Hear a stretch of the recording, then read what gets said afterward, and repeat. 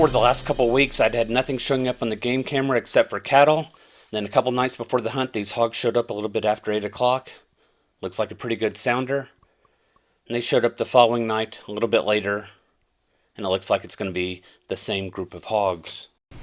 So Carpe Sus, I got set up a couple hundred yards away, just past the ridge with the feeder there in the background, with me sitting in the back of the truck, looking over the ridge down at the feeder. And I wasn't alone at the time. I was surrounded by a small group of cattle that had come to see what was going on. Now the feeder is the green dot that you see here, and I'm set up to the north where the red dot is, and there's a ridge between the feeder and myself and the land off to the west. The winds are out of the south blowing towards me, so I'm in a perfect position as far as the wind goes, and I'm expecting the hogs to come in from the northwest, possibly from the southwest, but I'm not going to see them until they get to the feeder, I'm thinking.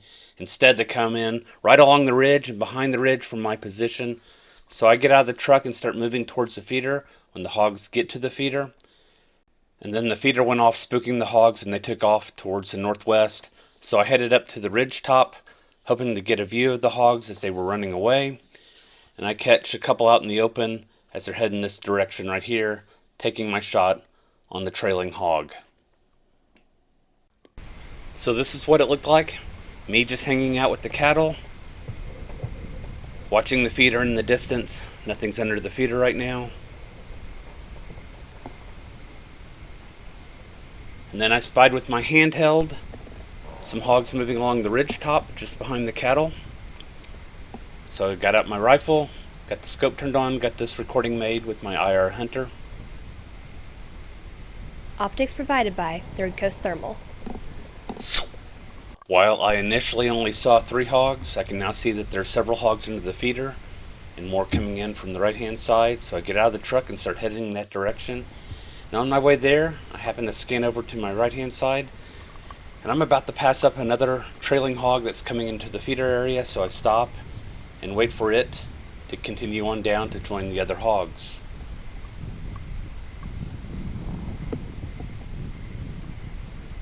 I check the hogs at the feeder. They're doing what I expect.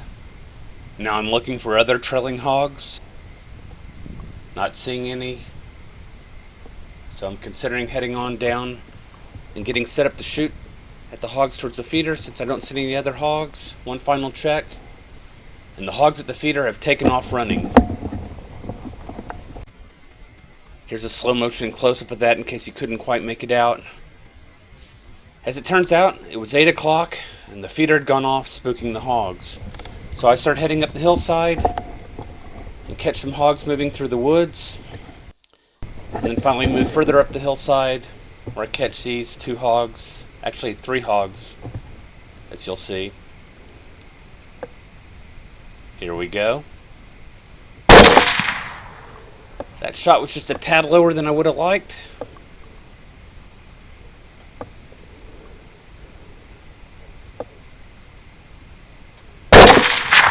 Push that shot off to the left, and the last shot finishes them off. And there are no more hogs to be seen anywhere. Brass Catcher by Tactical Brass Recovery. The hog turned out to be a 150-pound boar. The first shot was from a Custom Reloads of Dallas Burger AR Hybrd OTM. And this shot went through the ascending ramus of the mandible, clipping the lower portion of the skull, continuing on underneath the skull to the other side where it exited out through the ascending ramus on the opposite side, shattering it, leaving behind about a finger diameter permanent wound tract. The second shot was from a Custom Reloads of Dallas Hornady SST 129 grain bullet that entered forward of the right hip, between 2 lower ribs and traversed the body where it came to rest underneath the left scapula.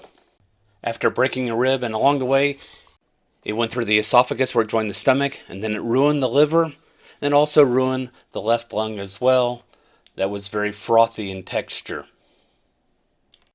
The recovered bullet and singular fragment were recovered next to one another, weighing in a total of 103.2 grains, and had expanded to roughly 12 by 17 millimeters after 14 inches of penetration.